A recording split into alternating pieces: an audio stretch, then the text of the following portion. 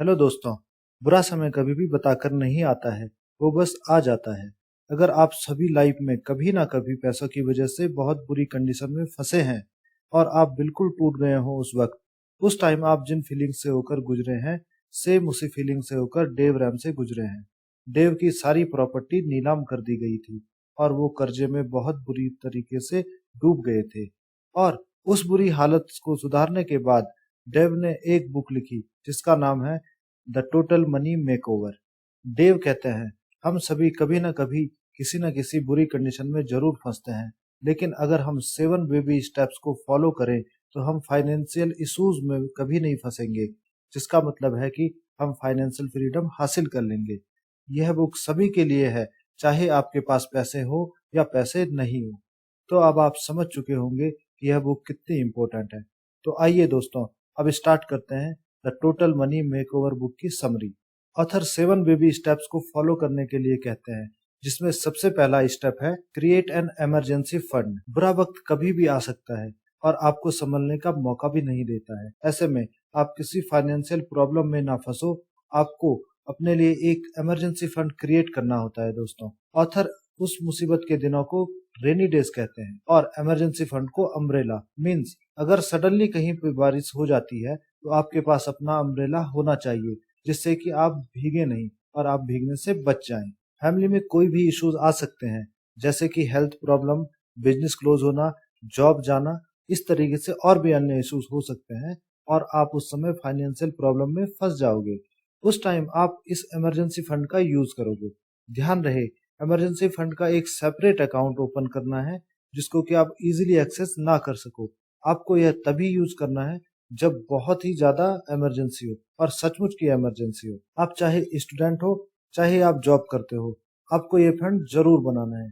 इसमें आपको मिनिमम $1000 यानी कि 75,000 रखने हैं। इसको ऑथर नेक्स्ट स्टेप में और डिटेल से बताते हैं। अब आते हैं स्टेप नंबर 2 पे। Start paying off your debt, यानी कि अपना कर्ज देना शुरू करें। आजकल लोन लेना एक आम सी बात हो गई है। बैंक आपको कॉल करते रहते हैं और ऑफर देते रहते हैं। अगर आप थोड़ी सी ठीक ठाक जॉब करते हैं तो सबसे पहले आप घर ले लेते हैं, वो भी लोन पे। फिर आप बाइक ले लेते हैं और उसके बाद आप ले लेते हैं अपनी कार। और यह तीनों चीजें आप लोन पे लेते हैं दोस्तों।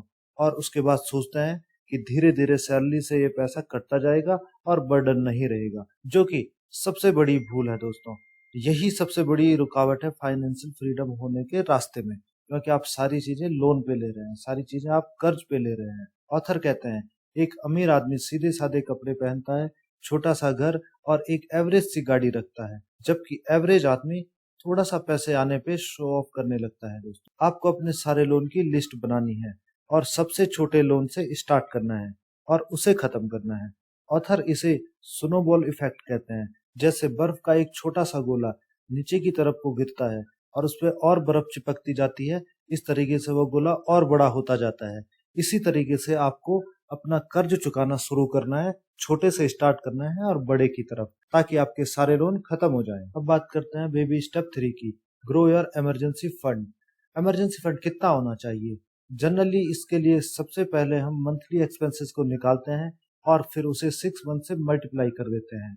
अगर आपकी सैलरी 50,000 है और आपके मंथली खर्चे 30,000 हैं, तो आपको 30,000 को 6 से गुणा करना है और आपका इमरजेंसी फंड आ जाएगा। तो आप सोच रहे होंगे कि हमें 1,80,000 रखने हैं, बट ऑथर कहते हैं हमें पता नहीं है कि फ्यूचर में कितनी जरूरत पड़ जाए, इसलिए अपने इमरजेंसी फंड को कैलकुलेट करने के लिए अपने मंथली एक्सपेंसेस से नहीं बल्कि अपनी सैलरी से मल्टीप्लाई कर दें।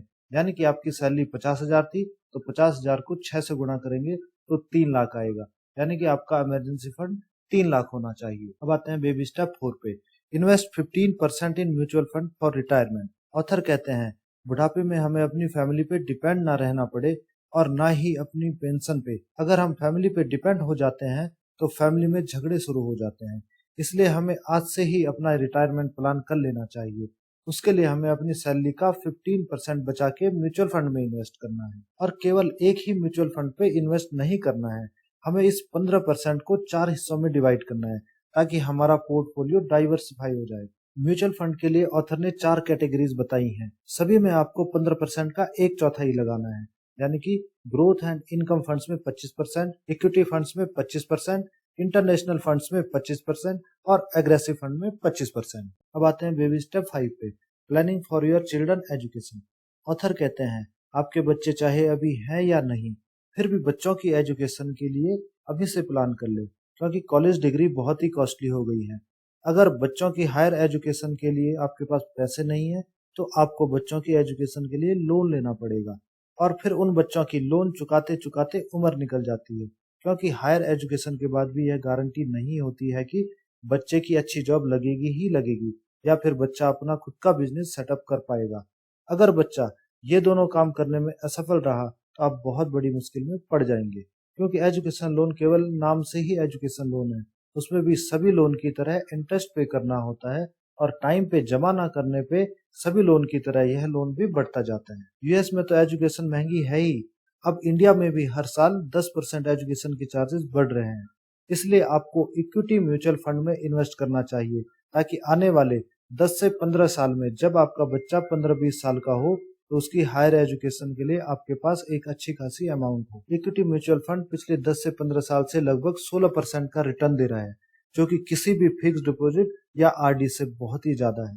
इसलिए कोई अच्छा सा इक्विटी म्यूचुअल फंड चुने और उसमें अभी से इन्वेस्ट करना शुरू कर दें, और उसमें एक टाइम पीरियड सेट कर लें कि मुझे अगले 10 साल में या अगले 15 साल में इतना अमाउंट चाहिए, उसी के हिसाब से इक्विटी म्यूचुअल फंड में इन्वेस्ट करते। अब बारी आती है बेबी स्टेप 6 की, पेइंग योर बिगेस्ट लोन। अब अगर आपने 1 से 5 तक के स्टेप फॉलो कर दिए हैं और अपने अमाउंट को बताए गए तरीके से सही जगह इन्वेस्ट कर दिया है, तो अब बारी आती है सबसे बड़े लोन को चुकाने की। ऑथर स्टेप 2 में सभी लोन को चुकाने के बारे में कहते हैं, लेकिन वह होम लोन को उसमें नहीं रखते हैं, क्योंकि होम लोन ज्यादातर 15 से 20 साल तक के लिए लिया जाता है और इसका अमाउंट भी ज्यादा होता है। इसलिए अब आपको इस लोन को चुकाने के लिए तैयारी करनी है और धीरे धीरे अपना अमाउंट, जो भी आपकी ईएमआईज होती हैं, उसको बढ़ाते जाना है, ताकि आप इसको जल्दी से खत्म कर सकें और अपना एक कर्ज मुक्त जिंदगी जी सकें। अब बारी आती है बेबी स्टेप 7 की, grow your wealth and give away money. अब आप सारे कर्ज खत्म कर चुके हो, तो अब बारी आती है अपने वेल्थ को इंक्रीज करने की। अब आप अपनी वेल्थ को थोड़ा थोड़ा करके बढ़ाते रहो। अब आप अपने फंड को अपने एंजॉय में भी लगाओ, अच्छा खाओ, अच्छी अच्छी जगह घूमो, अच्छे अच्छे कपड़े पहनो और लोगों के साथ कनेक्शन बनाओ दोस्तों। और जहां पर हेल्प की जरूरत होती है उन लोगों की हेल्प जरूर करें। तो दोस्तों, अगर आप भी फाइनेंशियल फ्रीडम हासिल करना चाहते हो और एक खुशनुमा जिंदगी जीना चाहते हो, तो यह बुक आपको एक बार जरूर पढ़नी चाहिए। अगर वीडियो आपको अच्छा लगा हो तो वीडियो को लाइक करें, और यह वीडियो किसी जरूरतमंद के काम आ सके इसलिए इसको शेयर जरूर करें। और अगर आप नए हैं चैनल पे, इस चैनल को सब्सक्राइब कर दें, बेल के आइकन को दबा दें। Thanks for watching.